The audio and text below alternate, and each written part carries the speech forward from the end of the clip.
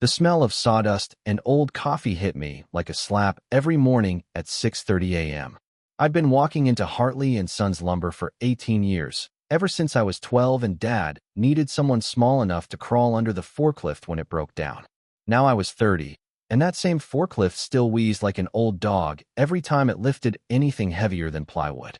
Dad never fixed what wasn't completely broken. That was his rule for everything, including family relationships. I should have seen the signs when he started calling it my company instead of our company during those long summer days when I worked 16-hour shifts without overtime pay. But blood makes you blind sometimes. Makes you think loyalty runs both ways when really it's just running downhill, straight into a ditch you dug yourself. My name is Jake Hartley, and I built half this business with my own hands. Not the fancy half with the air conditioning and leather chairs. The dirty half. The part that actually made money. While Dad schmoozed customers in his oak-paneled office, I was in the yard teaching new guys how to stack lumber so it wouldn't warp. I knew every supplier's delivery schedule, every customer's payment history, every shortcut that kept us profitable when bigger companies tried to squeeze us out. Dad's version of business knowledge was playing golf with contractors and buying rounds at Murphy's Tavern. Mine was knowing that Henderson Industries needed their orders delivered before 10 a.m. or they'd dock our payment 20%. Real knowledge. The kind you can't learn from handshake deals and expensive lunches. In the morning, everything changed like any other Tuesday. I was checking inventory when I heard voices coming from Dad's office. Not unusual, except one voice belonged to his lawyer, Franklin Moss. The same Franklin Moss who'd drawn up Dad's will 3 years ago and spent 20 minutes explaining why family businesses need clear succession plans. I'd laughed then, figuring I was the obvious choice. Only a child, 18 years of sweat equity, knew the business inside and out. What could be clearer than that? I crept closer to the door, telling myself I was just being cautious. In family businesses, information is survival. The walls were thin enough that I caught every word. Dad was talking about restructuring for the future and bringing in professional management. Franklin kept saying legal protection and limiting liability. Then I heard my name. Not in a good way. Jake's been valuable, but he doesn't understand the big picture, Dad was saying. This business needs someone with real education, real vision. My stomach dropped like I'd swallowed a cinder block. 18 years of showing up early, staying late, and solving every crisis that walked through our doors. Apparently, that wasn't real enough. The new partnership structure will give us flexibility, Franklin replied. Your son can stay on as operations manager, but control interest transfers to the investors. I backed away from the door, hands shaking. Operations manager. Like I was some employee who'd stumbled in off the street. The investors Franklin mentioned were the Brennan Group, a development company that bought family businesses and stripped them for parts. Dad had been meeting with them for months, always claiming it was just exploratory talks. I believed him because I wanted to. Because thinking your father would sell your birthright was too painful to consider. I didn't confront him immediately. Instead, I did what I always did when Dad disappointed me. I worked. I threw myself into the Henderson Industries order like my life depended on it. Maybe it did. Henderson was our biggest account, worth 40% of our annual revenue. They'd been with us for 12 years, ever since I'd personally delivered materials to their job site during a blizzard when their regular supplier left them hanging. The relationship was built on trust, reliability, and my personal guarantee that Hartley and Sons would never let them down. I spent the afternoon double-checking measurements, calling drivers, and making sure every piece of lumber was perfect. If Dad wanted to treat me like hired help, fine, but I wouldn't let his betrayal affect our customers. They deserved better. I deserved better. But apparently, what I deserved wasn't up to me anymore. That evening, I sat in my apartment staring at the Brennan Group's website. Sleek corporate photos, buzzwords about optimizing traditional industries, and a portfolio of family businesses they'd modernized. Every single one had been sold within 2 years, employees laid off, facilities closed. Dad wasn't bringing in partners. He was executing a controlled demolition with me still inside the building. My phone rang. Dad's name on the screen. For a moment, I considered letting it go to voicemail, but curiosity won. Jake, we need to talk, he said without preamble. Tomorrow morning, early. About the Brennan Group? I asked. Silence stretched between us like a loaded spring. How did you? Does it matter? I cut him off. You're selling. I'm securing the future, he said, voice defensive. This business has grown beyond what we can handle alone. Like he'd been handling anything beyond glad-handing and golf games. The next morning, Dad's office felt like a courtroom. He sat behind his mahogany desk, the one I'd helped him move in 15 years ago, with Franklin beside him and a stack of papers that looked thick enough to choke a horse. Sit down, son, Dad said, gesturing to the chair across from him. I remained standing. Just tell me straight, I said. How much of the company am I losing? Dad's face went red, the way it did when customers questioned his prices. You're not losing anything. You're gaining professional support, real resources. I'm gaining a boss, I interrupted. Maybe 2 or 3 bosses, depending on how many investors you're bringing in. Franklin cleared his throat. Jake, your father has been very clear about protecting your interests. You'll have a guaranteed position, competitive salary. Salary? The word tasted bitter. I've been working for equity my whole adult life. Now you want to pay me wages like some stranger you hired off Craigslist. Dad leaned forward, trying that fatherly tone that used to work when I was 10. Jake, you're 29 years old. You've never worked anywhere else, never tested yourself in the real world. This partnership will teach you things I can't, like how to get fired when quarterly profits don't meet expectations. I shot back. How do you explain to Henderson Industries why their 12-year relationship with Hartley and Sons doesn't matter anymore, because some MBA in a suit thinks lumber is just another commodity? Dad's jaw tightened. Henderson will understand. Business is business. That's when I knew he was completely out of touch. Henderson Industries didn't care about business being business. They cared about reliability, personal relationships, and never getting left holding the bag on a delayed project. They'd stuck with us through economic downturns and competitive bidding wars because they trusted us. Specifically, they trusted me. Dad had no idea how fragile that trust really was. I need time to think, I said, heading for the door. The papers need to be signed by Friday, Franklin called after me. The investors want to close before the end of the month. Friday. 3 days to decide whether to fight for my birthright or walk away from 18 years of my life. I spent the rest of the day avoiding Dad, working in the yard, loading trucks, anything to keep my hands busy while my mind raced. The guys in the warehouse could tell something was wrong. They kept shooting me worried looks and whispering among themselves. These weren't just employees to me. They were my crew, guys I'd hired and trained, who trusted me to look out for them. What would happen to them under new management? Cost-cutting usually started with payroll. By closing time, I'd made my decision. If Dad wanted to sell me out, fine. But I wasn't going down without a fight. That night, I did something I should have done years ago. I dug through every contract, every agreement, every piece of paperwork I'd ever signed for the company. Dad had always handled the legal side, claiming I didn't need to worry about boring paperwork. Turns out, boring paperwork can save your life. Hidden in a stack of old supplier agreements, I found it. The Henderson Industries exclusive vendor contract, signed 3 years ago during a particularly competitive bidding season. I'd negotiated it personally, leveraging our relationship and promising them preferential treatment in exchange for guaranteed volume. The contract was ironclad, locked us in as their primary supplier for 5 years with automatic renewal unless either party gave 90 days notice. More importantly, the contract was signed by me as primary account representative, and specifically stated that any changes to account management required Henderson's written approval. Dad's signature was nowhere on the document. I read the contract 3 more times, hardly believing what I was seeing. Henderson Industries wasn't just our biggest customer. They were legally tied to me, personally. The Brennan Group could buy the company. They could fire me. They could restructure everything. But they couldn't service Henderson Industries without my approval or Henderson's consent. And knowing Henderson's CEO, Warren Phillips, the way I did, I was pretty sure he wouldn't appreciate being sold to new owners without a conversation. Warren was old school, the kind of guy who still believed in handshake deals and personal accountability. He'd hired us because he trusted the Hartley family. Specifically, he trusted me. I'd spent 12 years earning that trust, solving his problems, and making his projects successful. The Brennan Group was about to discover that some relationships can't be bought and sold like assets on a balance sheet. Wednesday morning, I called Warren Phillips directly.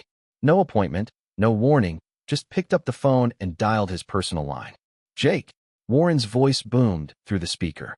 Good to hear from you. How's that lumber delivery coming for the Riverside project? On schedule, as always, I said. But Warren, I need to talk to you about something important. Something that affects our relationship going forward. There was a pause. Warren Phillips didn't get to where he was by missing subtleties. This sounds serious. You want to come by the office? Actually, I was hoping you could swing by the yard. There are some things you should see in person. An hour later, Warren's black pickup pulled into our lot. He'd been coming here for 12 years, knew every building, every face. But today he looked around like he was seeing the place for the first time. Maybe because he was seeing it as a potential problem instead of a reliable solution. I walked Warren through the yard, showing him our inventory systems, our quality control processes, the relationships we'd built with drivers and suppliers. All the invisible infrastructure that made his projects run smoothly. Jake, this is all impressive, but you sounded worried on the phone, he said finally. What's going on? My father is selling the company, I said simply, to investors who specialize in restructuring family businesses. Warren stopped walking. Selling? When? The papers get signed Friday. I'll be staying on as operations manager, but ownership transfers to the Brennan Group. Warren's face went through several expressions before settling on concern. The Brennan Group? I've heard of them. They're not exactly known for maintaining long-term relationships. That's what I'm worried about, I said. Warren, you and I have worked together for 12 years. We've never missed a delivery, never compromised on quality, never left you hanging. I can't guarantee that it will continue under new management. Warren was quiet for a long moment, staring across the lumber yard like he was calculating something in his head. Finally, he turned to me with that direct stare that made nervous contractors confess their mistakes. Jake, level with me. Are you looking for a new job? Because if you are, I've got positions that would interest you. I appreciate that, Warren. But this isn't about me finding work. This is about 12 years of partnership and what happens to it when ownership changes hands. You think they'll change how you operate? I think they'll change everything, starting with personnel costs and redundant relationships. Warren nodded slowly. Show me the contracts. I pulled out the Henderson Industries agreement, the one I'd found buried in the paperwork. Warren read it carefully, his expression growing more serious with each paragraph. This contract specifies you as primary account representative, he said. Any changes require my written approval. That's right. And your father signed this? Actually, he didn't. I negotiated and signed it directly. Warren folded the contract and handed it back to me. Jake, I've been in business for 30 years. I've seen good companies destroyed by bad acquisitions and family businesses torn apart by greed. What I haven't seen is someone with your integrity trying to protect a relationship instead of just protecting themselves. The relationship is what matters, I said. Henderson Industries trusts Hartley & Sons because you trust me. If I'm gone or marginalized, that trust disappears. And if the trust disappears, so does the contract. Warren pulled out his phone and started typing. I'm calling an emergency board meeting for tomorrow morning. This Henderson-Hartley relationship is too valuable to risk on some investor group's profit margins. I felt a surge of hope mixed with terror. Warren Phillips didn't make idle threats or empty promises. If he was calling a board meeting, things were about to get very real, very fast. And Dad had no idea what was coming. Thursday morning arrived like a storm front. I got to the yard early, wanting to be settled before whatever Warren Phillips had planned began to unfold. Dad was already in his office, probably reviewing the Brennan Group paperwork one final time before tomorrow's signing. He had no idea that his biggest customer was about to pull the rug out from under his feet. At 9:30 a.m., Warren's pickup pulled into the lot, followed by two other vehicles I didn't recognize. Warren got out, along with three people in business suits who looked like they meant serious business. Jake, Warren called out. Got a minute? Dad appeared in his office doorway, probably wondering why our biggest customer had brought what looked like a legal team to a lumber yard. Warren, Dad called out, walking over with his best customer service smile. Good to see you. What brings you here? Warren's expression was all business. Art, we need to talk. All of us. Dad's office suddenly felt very crowded. Warren had brought his lawyer, his CFO, and someone he introduced as Henderson Industries VP of Strategic Operations. The title alone should have worried Dad, but he was still playing host, offering coffee and making small talk. Warren cut through the pleasantries like a circular saw through pine. Art. Jake told me about the sale to Brennan Group. I have concerns. Dad shot me a look that could have melted steel. Jake shouldn't have worried you with internal business decisions, Warren. Everything will continue exactly as it has. Will it? Warren pulled out a thick folder. Because according to our contract analysis, Jake is listed as primary account representative on our exclusive vendor agreement. Any management changes require our written approval. Dad's confident smile flickered. That's just paperwork, Warren. Jake will continue in his role. Under whose authority? The Henderson lawyer asked. The contract specifies Jake Hartley as the responsible party. Not Hartley and Sons, not the ownership entity. Jake Hartley, personally. The room went silent except for the sound of Dad's breathing getting heavier. Franklin Moss, Dad's lawyer, was frantically flipping through papers, looking for something to contradict what Henderson's team was saying. There must be some mistake, Dad said finally. I own this company. Every contract, every agreement, not this one. Warren interrupted, sliding the contract across the desk. Jake negotiated this directly with me 3 years ago. Your signature isn't anywhere on it. Dad grabbed the contract and read it, his face going from red to pale to red again. This is my company, he said, his voice rising. My son can't make independent agreements without my authority. Warren stood up, his 6'4" frame suddenly filling the small office. Art, I've been doing business with your family for 12 years. But that business relationship is specifically with Jake.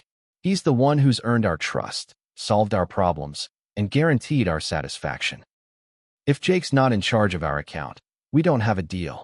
Dad looked around the room like he was searching for allies, but found none. Franklin was still reading legal documents, looking more confused by the minute. The Henderson team sat quietly, waiting for a response. Finally, Dad's shoulders sagged. What exactly are you saying, Warren? I'm saying Henderson Industries will not recognize any contract changes that don't include Jake's explicit approval and continued authority over our account, Warren replied. If the Brennan Group wants our business, they need to negotiate through Jake, not around him. And if they don't, Dad asked, though he probably already knew the answer, then we exercise our 90-day termination clause and find a new supplier, Warren said simply. 40% of your annual revenue, Art. Can you afford to lose that? The math hit Dad like a falling beam. Without Henderson Industries, Hartley & Sons wasn't just a smaller company. It was a company circling the drain, worth maybe half what the Brennan Group was offering to pay. The meeting ended with Warren shaking my hand and telling Dad he'd expect an answer by tomorrow morning. The Henderson team filed out, leaving Dad, Franklin, and me staring at each other across a desk covered in suddenly worthless paperwork. You planned this, Dad said finally. You went behind my back and sabotaged the sale. I protected our biggest customer relationship, I replied. Something you should have done before agreeing to sell to a company that specializes in breaking up family businesses. The Brennan Group has resources we need. The Brennan Group has a track record of buying companies and stripping them for parts. I cut him off. Ask the families who sold to them how their employees are doing now. Franklin cleared his throat. Art, we need to discuss options. The Henderson contract creates significant complications for the sale structure. What kind of complications? Dad asked, though his tone suggested he was afraid of the answer. The kind that makes investors nervous, Franklin replied diplomatically. By afternoon, my phone was ringing constantly. Word had spread through the small business community that Henderson Industries was threatening to pull their contract from Hartley & Sons. Suppliers wanted to know if they should prepare for payment delays. Customers were asking if they needed backup vendors. The rumor mill was working overtime, and most of the rumors were surprisingly accurate. Dad stayed locked in his office, probably trying to figure out how to salvage the Brennan Group deal. But the math was simple and brutal. Without Henderson Industries, we weren't worth what the investors were offering. With Henderson Industries, the contract terms gave me veto power over any sale that might affect their service. Dad had two choices: keep me happy or lose the deal. Neither option was sitting well with his ego. Around 4 p.m., Franklin knocked on my office door. Jake, can we talk? He looked like a man who'd been tasked with negotiating a hostage release. Franklin sat across from my desk, looking uncomfortable in a way I'd never seen before. Jake, your father wants to discuss a compromise. I'm listening. What if the sale went through, but you retained authority over the Henderson account. Kind of a consulting arrangement. I leaned back in my chair. Franklin, you're a smart lawyer. You know that's not how this works. Henderson Industries isn't just buying lumber from us. They're buying reliability, personal service, and 18 years of relationship building. You can't subcontract that to the guy you just demoted. Your father is trying to find a solution that works for everyone. My father is trying to save a deal that was bad from the beginning, I replied. The Brennan Group doesn't want to partner with us, Franklin. They want to own us. There's a difference. Franklin was quiet for a moment. What would it take for you to approve the sale? I'd been expecting this question. It would make the Brennan Group understand that they're not just buying assets. They're buying relationships that can't be replaced. Friday morning arrived like Judgment Day. The Brennan Group representatives were scheduled to arrive at 10 a.m. for the final signing. Dad had been making phone calls all night, probably trying to find some legal loophole that would force me to cooperate. At 9 a.m., Warren Phillips called my direct line. Jake, just wanted to confirm our position hasn't changed. Henderson Industries needs written assurance that you'll maintain authority over our account, regardless of ownership changes. Understood, Warren. I'll make sure any new owners know exactly where things stand. Good, because I've got 3 other suppliers lined up if this doesn't work out. Nothing personal, but business is business. After Warren hung up, I sat staring at the phone. Business is business. The same phrase Dad had used when he was explaining why Henderson would understand the sale. The irony was perfect. Business was business, which meant Henderson Industries would protect their interests, just like Dad was protecting his. The difference was that Henderson's interests aligned with mine, while Dad's interests had apparently moved beyond me entirely. The Brennan Group arrived in 2 black SUVs, like they were conducting a corporate raid instead of buying a lumber company. 3 executives in identical gray suits, each carrying identical leather briefcases, all looking like they'd been manufactured in the same MBA factory. Dad met them in the parking lot, all smiles and handshakes, playing the role of grateful family patriarch passing his legacy to capable hands. I watched from my office window as they toured the yard, Dad pointing out equipment and facilities like he was conducting a real estate showing. What he wasn't showing them was the Henderson Industries contract sitting on my desk, the one that could make their entire investment worthless with a single phone call. At 10:30, Dad knocked on my door. Jake, the buyers would like to meet with you. I'm sure they would, I replied. But first, I'd like them to read something. I handed him the Henderson contract. Make sure they understand what they're actually buying. The final meeting took place in our small conference room. All of us squeezed around a table that was too small for the egos it was supporting. The lead Brennan Group executive, a man named Preston Walsh, had read the Henderson contract and was not happy. Mr. Hartley, he addressed me directly. This contract creates an unusual situation. We need your cooperation to maintain the Henderson relationship. That's right, I replied. And my cooperation depends on how Henderson Industries is treated under new ownership. Preston's smile was sharp as broken glass. We're prepared to offer you a consulting contract. Very generous terms. I'm not interested in consulting. I'm interested in maintaining the relationship that keeps Henderson Industries happy. And what would that require?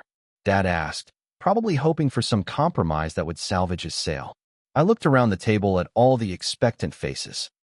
It would require the new owners to understand that some things can't be bought. They can only be earned. Preston Walsh closed his briefcase with a sharp click. We'll need to discuss this internally. They left without signing anything. Dad's dreams of a quick sale walked out the door with them, and I knew they weren't coming back. The next week, I got a call from Warren Phillips. Henderson Industries wanted to discuss a long-term partnership that would guarantee my authority over their account for the next 10 years. Dad never mentioned the Brennan Group again, and the business stayed exactly where it belonged, in the family. Sometimes the best revenge is just being indispensable.